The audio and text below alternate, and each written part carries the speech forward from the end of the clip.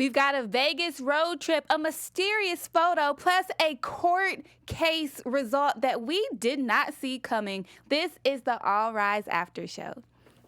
I'm Maria Menounos, and you're tuned in to AfterBuzz TV, the ESPN of TV talk. Now, let the buzz. Hi, guys. Welcome back. Welcome back. If you're watching or listening, then you know this is the All Rise After Show here at AfterBuzz TV. We are talking Season 1, Episode 8 of All Rise, titled Maricela and the Desert. We got a whole lot to talk about today. We're going to talk about the People versus Flores case. We've got a road trip to Vegas that we're going to discuss, a mysterious photo. Plus, we've got some weird court cases and some juicy news and gossip for you. But before we get into all of that, I'm your host, Alexis Brown, and I've got some beautiful ladies here with me who are also helping me talk about this show. We have Zuri, who is bringing us our news and gossip. Juicy news and gossip as usual. Yes, we have Shawnteairra, who's holding it down in the live chat and giving us a crazy world court case today. Yeah, I can't wait for that. Yes. So we've got a lot to talk about, so we're going to jump right on into it. What did you guys think of the episode today? It was really court-based. Like, I feel like we usually see a little more, like, outside, which I found now that I actually enjoy. I loved it. For me, I wasn't really sure how it was going to go until Raquel got on the stand. I was just like, okay, she looks guilty. The crocodile tears, all that, I was not buying it. Yeah. So I totally agree. I think out of all the episodes we've had so far this season, this was one where I genuinely just didn't know how it was going to end, and it didn't turn out the way I thought it would. I'm sad by the turnout. Yeah. I wish that it worked out the way I was hoping in my mind, and we're going to talk about that. But I can't say it was a good episode because of that shock, and it wasn't predictable, and you didn't really see what was coming. So let's get right into it. We're going to talk about People versus Flores. We have a no-body murder trial, which I didn't even know you could do. But once again, with this show, you find out there's things that people do that we never knew they could do. And we have the daughter of the missing person, Maricela, who is actually one of the witnesses, and she is supposed to testify against her not biological father, but basically her father, because he's taken care of her for majority of her life. Do you think that it was a good idea to make Maricela a witness? I think with no body, like, they didn't have much, so I think they really needed to, but if they had other, like, resources, definitely not. Okay. yeah, I agree with that. I mean, I understand that she gave information saying that she had heard them arguing and with her mother disappearing and with the whole thing with the vase, well, I guess we found out that Felix didn't throw the vase, but he said he did. But I think with that, I feel like I understand, I guess, why they thought that she may have been a good witness.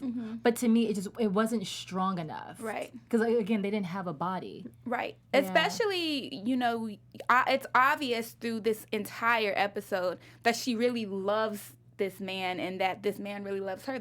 It's not, like I said, her biological father, but that's her father. Yeah. So I would think with that type of, love for one another, just like a wife can't testify against her husband and vice versa, I would assume this would be a situation where they're not allowed to put somebody on the stand, but they did. Were you guys shocked by that? I was shocked, and I wasn't sure, like, the trauma was something I was really worried about, because even if, it were to come out true, like, this little girl's world would have been shattered, and she has no parents. And sidebar, the lady that was supposed to be taking care of her fired, like, she lost her. Like, just no. She did a terrible job. She did. Yeah. She lost her all episode. At all the worst times possible. I mean, she could have got hit by a car. Anything could have happened. She was not watching this child. One thing that also shocked me about Maricela being involved in this case is that the prosecutor wouldn't let her call him dad. Yeah. Why do you think that was? I don't really know.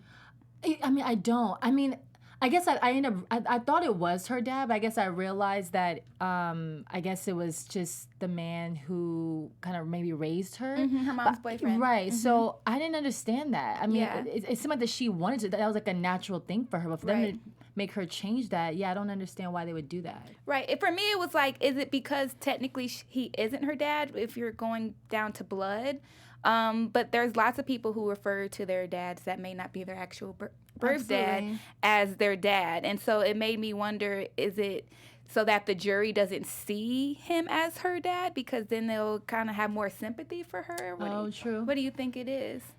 I didn't think about that, but that could be a very good reason as to why they just didn't want to, I guess, play off that emotion that, oh, this is her father. Although you can see, even though it wasn't her biological father, you could see that bond that they shared. So. Yeah. I just felt like the prosecutor was so heartless. Like, how can you just put a child through that, and even in all of that, you're not letting her call him dad? I would think that would bring its own trauma in itself. Like, my mom's already missing. Now the person who I've known as my father, I can't even refer to him as my father. And it also made me wonder, though, Maricela's 11, which is still a child. You still don't really know what's going on, but why is she being forced to be the witness, or was she willing to be the witness because it was her mom? Like, it made me wonder why she even was up to be a witness. Is it something that she had to do? Like, can you be forced into being a witness?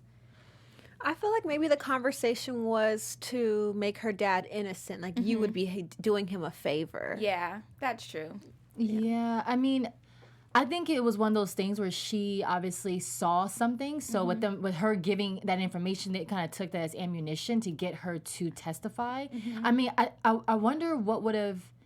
I mean, I don't really know what would have happened if she would have said no. I mean, but again, she's 11. Right. So I feel that they could have easily manipulated her to say what she saw, and to hope that she could, like, help her dad. Right. So that makes sense.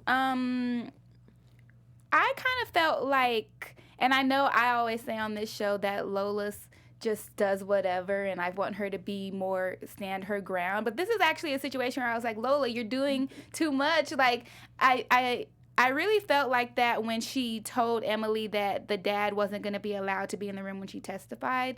Because, yeah, you know, it probably did make it harder for Maricela. But the reason she said that he couldn't be in there was because they had this moment where she called him dad, and Maricela, and it almost brought tears to my eyes, said, please tell me you didn't do that to mommy. And that's when Lola was like, no, he can't be in there. And Emily was like, he needs to be in there. It's his trial. And she put her foot down on Emily and was like, no, it's not happening. So do you think that she was well in her rights to not let him be in there? Or do you think that she just kind of felt like she had to put her foot down because Emily was kind of overstepping? Yeah, I don't think... Oh, go for it. no, go ahead. I don't think that Emily was helping him much, like, in terms of, like, her getting emotional.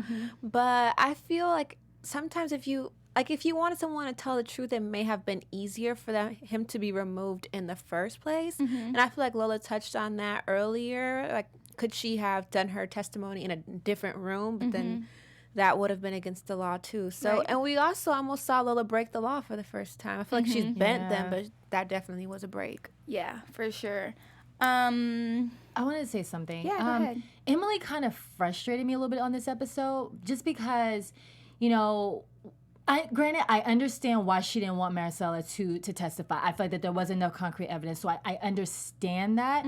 But she was pushing so hard for it, and Emily, she just got way too emotional for me. And I think with that, on top of her not really having control of her client, to keep speaking out in court, because I think Lola did a great job putting her foot down, because you can't be speaking out in court like that. You know what I mean? And again, we don't really. What if he was guilty? It's like he's like you know, being so like, I wouldn't do that, just like manipulating her and things like that. You never really know. So I feel like that she was well within her right to make him leave. That's such a good point, because I feel like whenever I watch this show, I'm always in a place of, no, don't do that to him, kind of bend the rules. But then it's like, you know, a judge is a real job outside of this show. And I'm sure they are in a lot of situations where they want to bend the rules, or they feel sympathy for the person on the stand, but they kind of have to just stick to their guns for the sake of the law. Do you think that was the case in this situation? I do think that was the case, but I feel like also Emily, like, I feel like everyone puts their personal life into their cases, and I feel like this one really got the best of Emily. But I can't say that if I was in a domestic violence relationship and this person could have possibly killed their girlfriend or their wife, like, I probably would have been the same way. Yeah. I think it makes me think about too that when you are assigned a case, like, what if you don't? I mean, because obviously you can't get everyone. I feel like triggered. Right. But not every case you're going to get, you're going to necessarily agree with. I have friends that are lawyers who be like, oh, I know he's guilty. But it's like you're hired to defend them. And it's so insane to me. So it makes me think being a lawyer is tough. Yeah. You know, it really is, because like I understand her. I mean, I teared up a few times. I know this is like a real thing that people have gone through. Yeah. But for me, I don't know. So I'm gonna just kind of like go off just for a second. I think with at first with me thinking that he was guilty and with her kind of pushing, getting so emotional involved, I wrote down that they had said that he didn't report, Felix didn't report Linda missing for 5 days.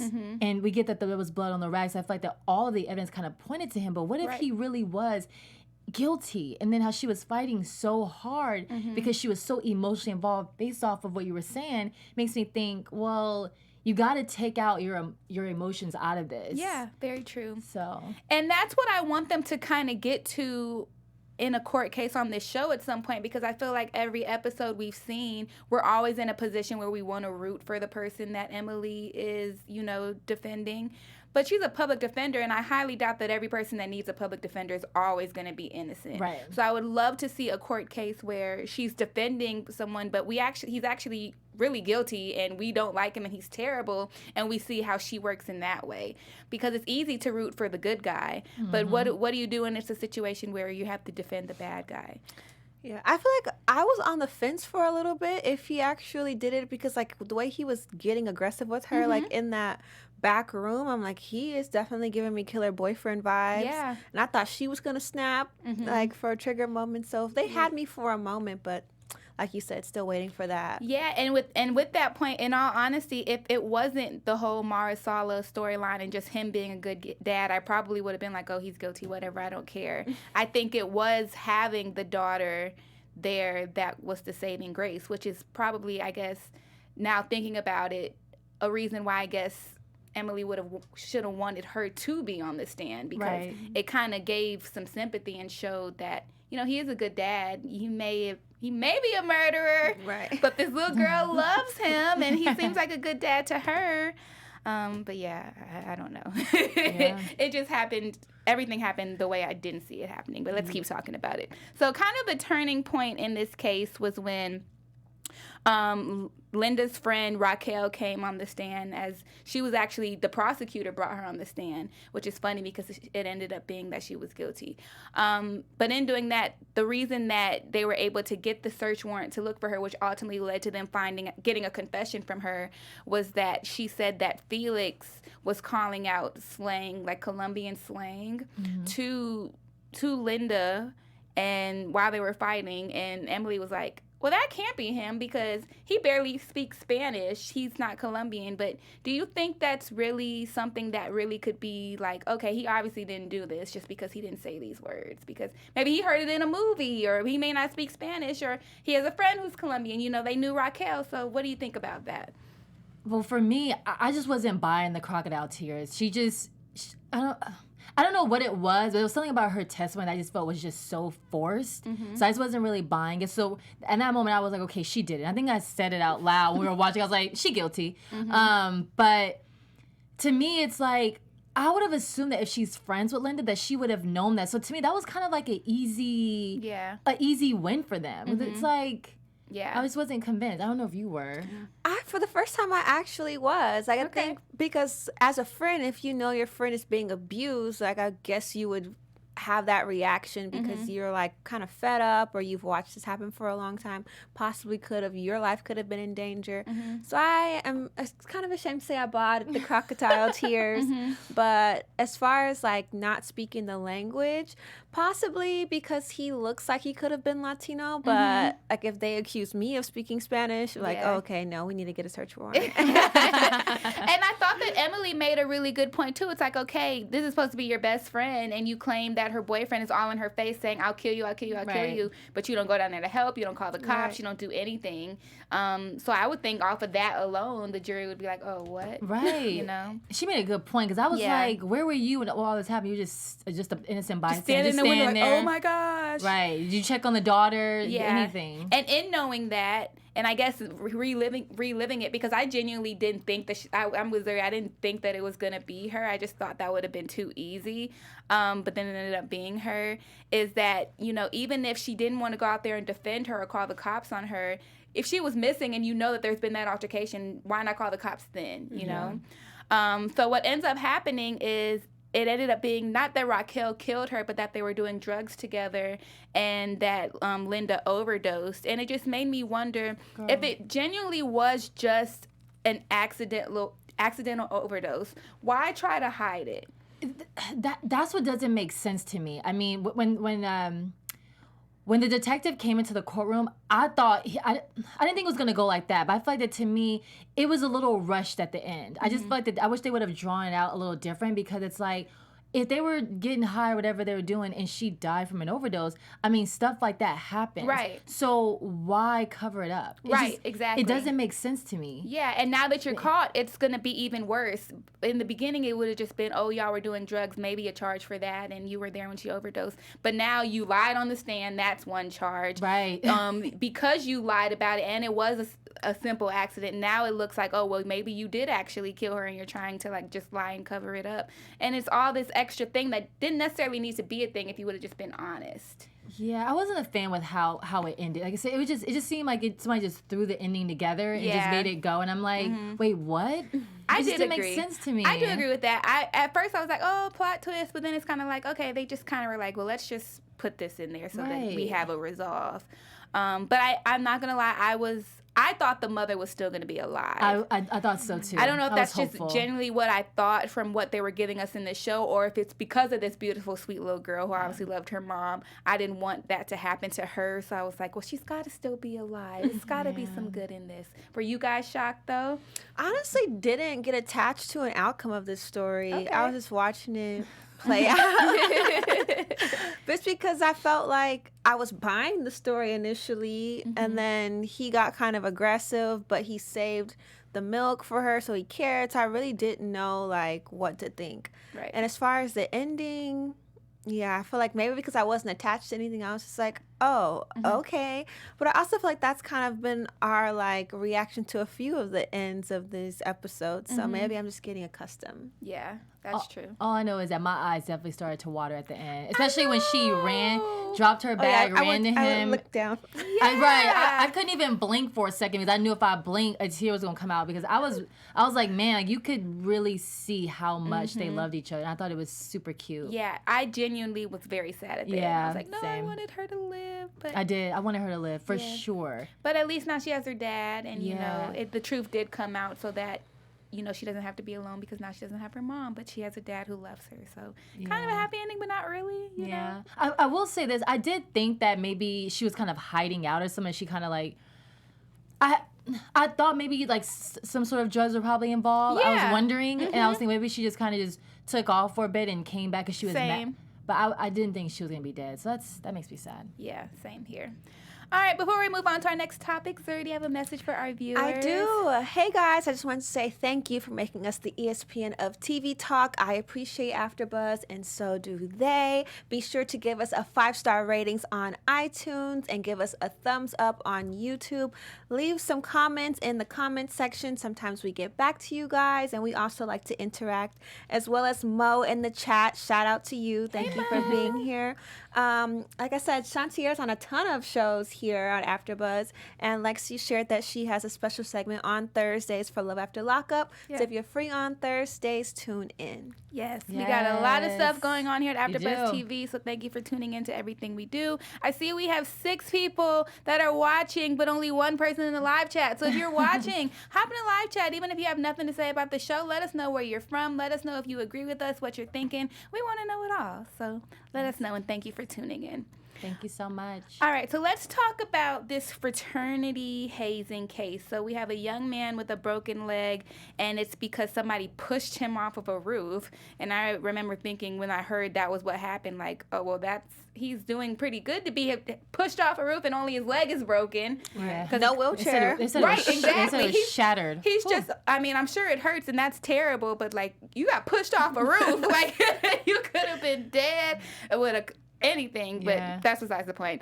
And so Mark is taking on this case, and Luke is shadowing him, which is great. We finally see him in a suit instead of that bailiff outfit, looking all cute. And and so they only have 1 witness in the case, and that witness goes to Vegas and goes to jail. And in order to keep the case going, because they kept having to put it off, they have to go get the witness from jail, apparently. And we still don't really know why. I guess maybe because of some gambling stuff. But Mark really doesn't want to go to Vegas. Do you, after watching the show, do y'all get why he didn't want to go to Vegas? I feel like I still don't really know that answer. I don't. I mean, I was under the impression maybe he has some sort of gambling problem, but then did he say that he never been to Vegas? No, Luke had never been to Vegas, but Mark goes to Vegas. Okay, then I guess I would say that he has some sort of like gambling problem in the past. I thought it was because of his dad. Maybe. And like kind of having his dad has a gambling thing. That's right. I'm like, wait a minute. Okay, yeah. That makes sense. Yeah, and how he knew all those games. Yeah, I didn't even think, I forgot all about his dad, so that makes sense why he knew how to play the game and why he may have been more hesitant, because he may feel like he has a gambling problem like his dad. So good, all right, Zuri, all right. I had no clue why he was there, but that would make sense. So they were able to go there, and they see this cop, and the cop is like, look, old boy's in jail. He doesn't have a bail hearing until this time. We don't have a judge. We can't let him out. And Mark goes off, and they are like about to fight. And once again, why do you think that happened? Because it felt like it happened out of nowhere. Well, it was, didn't Mark try to try to pay him off? Yeah, like he was being very pushy and persistent to try to get him, but it kind of just seemed like, at least to me, they went from like 0 to 100 out of nowhere. For sure. Like, oh, help us to, I'm going to fight you. And he's a whole cop. You're going to try to fight a cop? And when you're trying to get somebody out of jail, you know? Right. Yeah. I feel like it might have been partially seniority, a partial annoyance of even having to go to Vegas. True. And then, yeah, I was hoping that it didn't turn to a racial thing. Like, I was, like, sinking in my seat. Like, gosh, please don't let this be, like, Luke's majority of his storyline is fighting racial profiling. But, well, not profiling, but, yeah.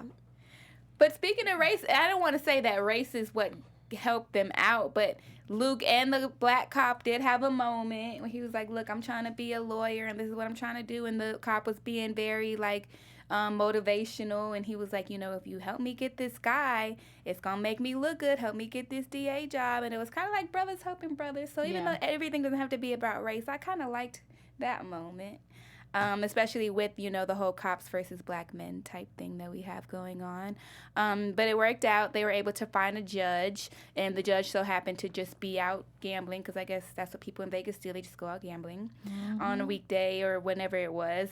And in order to get the witness out of jail, they had to play each other, and I guess that was poker. That was blackjack. Blackjack. Okay, I know nothing about any of those card games. I don't either. I knew that. And we see Mark beating him in a 6 out of 10, which is a lot of games, I'm assuming. But I couldn't help but think the whole time, like, this has to be illegal. Like, for sure. To be able to play blackjack to get somebody out of jail when they say that he assaulted a whole cop, like, are people really doing this? But that's what's worrisome. Like, yeah, for sure. I mean, I'm sure. I mean, he literally like waived the bail, right? So just because he won, I mean, and it's like you're like, really, you'll waive it because somebody beat you, like his lawyer beat you, in blackjack, out of all things. Girl. So I wasn't the only one who thought that was crazy. The ghetto. Very much so. But it worked. They got the witness out, because everything always works out on this show. And they came back and they had the court case, and they ended up winning. And the guy ended up getting 8 years. Do you think 8 years was enough or too much? I mean, he didn't die. Yeah. God, but I think it was fair. Okay. Yeah, it's really hard to say. I mean, I want to say because it's like he could have died, but you're playing with somebody's life. I think I'm thinking more so as like with hazing. There's been a lot of people dying because of hazing, and I think that the punishments have to get more and more harder so people know not to do it, not to take it that far. Good point. You're right. And I mean, I guess hazing is against the law too. So maybe they added extra charges because of that. Good point. Okay. Another smaller kind of storyline, but another storyline where I kind of felt like I don't really still know what's going on with it is Lola receives this picture from her mom. It's a picture of her as a kid with her mom, and they're trying to figure out the entire episode why her mom sent this picture, but Lola won't call her. Also, I don't understand why. But we did find out in this episode that her mom wasn't really around much. Yeah. And I remember us on the last show, we were talking about how, like, we could tell with Lola and her mom that there was some type of issue that we really didn't understand just from what they showed us why it was like that. And I guess now we know it's because her mom was never around. But being that she's never around, and she had made this point when she was talking to Maricela, like, oh, even though my mom was never around, you always want her around. With her saying that, I just kind of didn't understand why she wouldn't call her then. If her mom is making a sort of effort by sending her this picture, why not reach out to her if you've always wanted to have her around? But what do you guys think? I mean... Well, let me answer the first thing. So I think that the picture may have been a day that they had, maybe like a memorable day for both of them. I was thinking too that it seemed like that they're both really stubborn, because if Lola always felt like her mom was never there, I think for her to try to explain all this now and to really just try to call out for her mom now, maybe it's like pride getting in the way, and it's like not even really knowing how to. And I'm saying that because, real quick, I was talking to a friend yesterday who was saying that her mom never really said I love you. And so she said now as an adult, she's like wants to say it, but she never did growing up. They never did growing up, and now as an adult, it's hard to, to say that, although she wanted it said all those years, but she's kind of stuck in her ways now. And I kind of, it's probably not related, but it makes me think about Lola in that same situation. Good point. So, yeah. I don't know. I think that the mom sent the picture for a few reasons. I think it was kind of like to remember kind of like how I raised you, to like stand on, like it was her way of supporting her being a judge, kind of like, this is who you are, kind of own it, continue to own it. I also think that this last episode, her mom realized like the wedge that her presence drove between them. So this is like her peace offering. So that's kind of where I am. I also noticed that Lola calls her mom Roxy. It was never mom. Right. Which like further signifies the distance between them. So I think, I think the picture was an offering of solidarity, but I also think it was like to remember my values and your values too. Good point. Yeah. That's good, girl. Not to sneak into predictions too soon, but do you think that we're going to see some sort of reconciliation or further discussion with Lola and her mom in the show? Oh, for sure. Think so? Yeah, I think everybody's backstory is family. Yawn for me, but just because it's literally everyone, like Lola and mom, Mark and dad, Emily and boyfriend. It's just like, geez, can we get some like, I'm waiting for a frisky moment, but I'll be here till 2020 waiting for that right now. But in all that, we still don't see anything about Lola's like husband or like anything with that sort of situation. Like she keeps having all these whiskey and pizza nights with Mark, but where is her FBI agent husband at is the real question. He working. Yeah, I guess so. They got crazy jobs, so they don't see each other as much. All right, well, that wraps up the episode. Let's get into our special segment, Weird Court Cases. Thanks, J-Lo. All right. Breaking news. No, I'm kidding. Okay, so we're court cases. So this takes place in London, and I love this so much. So there's a woman named Nicole who is suing her daughter, Rhiannon. That's actually what caught my Rhiannon. She sues her daughter after she stated her daughter broke her bed while having sex. Ooh. So they went on to an Australian TV court show called Trial by Kyle.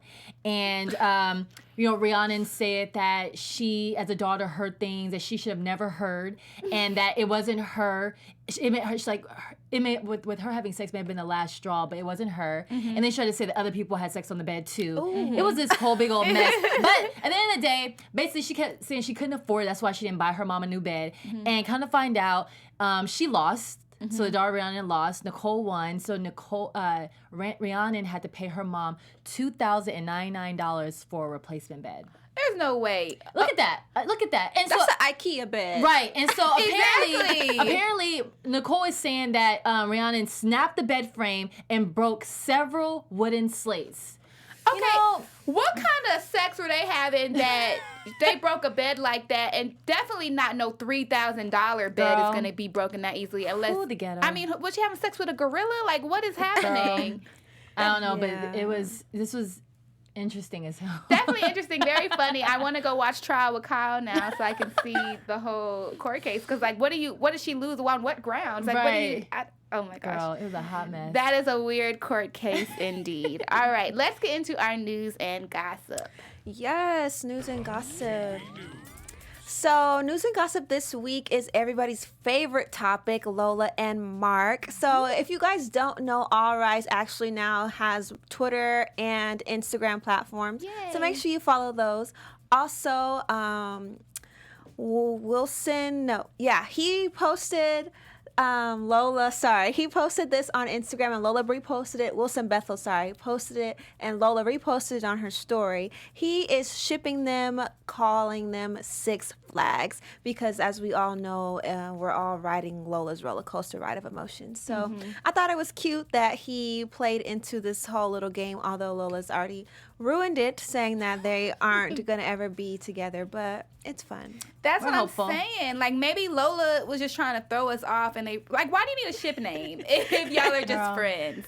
Go make a ship name with Rhea. Right. How does she feel about that? You never know. I mean, look, next season, they could very well get a new writer or whatever, and then they can, or the writer could have a change of heart, and then they can end up together. I don't know. Would y'all be here for that? I want this show to get spicy so bad. I need Emily's ex-husband to come and try to fight Luke in the court. I need something crazy. I need some drama. Some paprika. Yes. In here, yeah. Yes. I agree. All right, let's get into some predictions. AfterBuzz TV prediction. What you guys thinking? I'm stressing about these predictions. I don't know. It's hard to do a predictions with a procedural because it's a different thing every episode. But the things that stay the same, we could talk about, like Luke. I'm still predicting that Sherry's gonna get frisky. She need to. Speaking of Sherry, the gentleman, forgive me for forgetting his name, but the one that made it so obvious he was interested and she wouldn't even make eye contact. I think he's gonna come back around. I mean, I hope sooner than later. But I think that something's gonna happen with them. I'm just speaking this into existence, kind of like what I was saying before, that I need Emily's ex to come and shake things up a little bit. I'd love to see him. I'd love to see something. Not with her. I don't want him to like beat her up or nothing like that. But I want him to like come and fight to get her back and demand, like, you know, I love you, all that. You know, and I agree with that because I think, and Mark said it in the show, Luke is kind of on the horizon. He's in there, but not really. So I think if there is a time where he does have to come to Emily's defense, that may be the moment where she finally lets her walls down. It's like, okay, I can be with this man because he really does care about me. So I'm going to make that my prediction too, that something's going to go down with Emily's ex-boo thing, and her potential boo thing is going to take up for her. And I think we're just going to see a whole bunch of court cases, and hopefully things get more frisky and spicy and all that good stuff soon. So. List all the adjectives.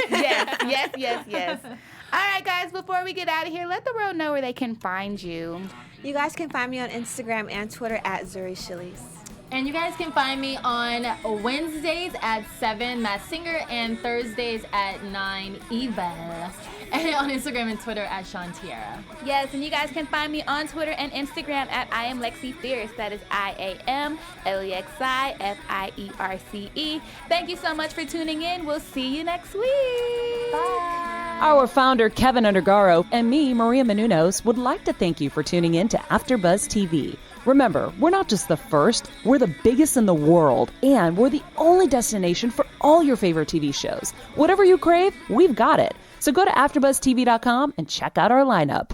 Buzz you later. The views expressed herein are those of the hosts only and do not necessarily reflect the views of AfterBuzz TV or its owners or principals.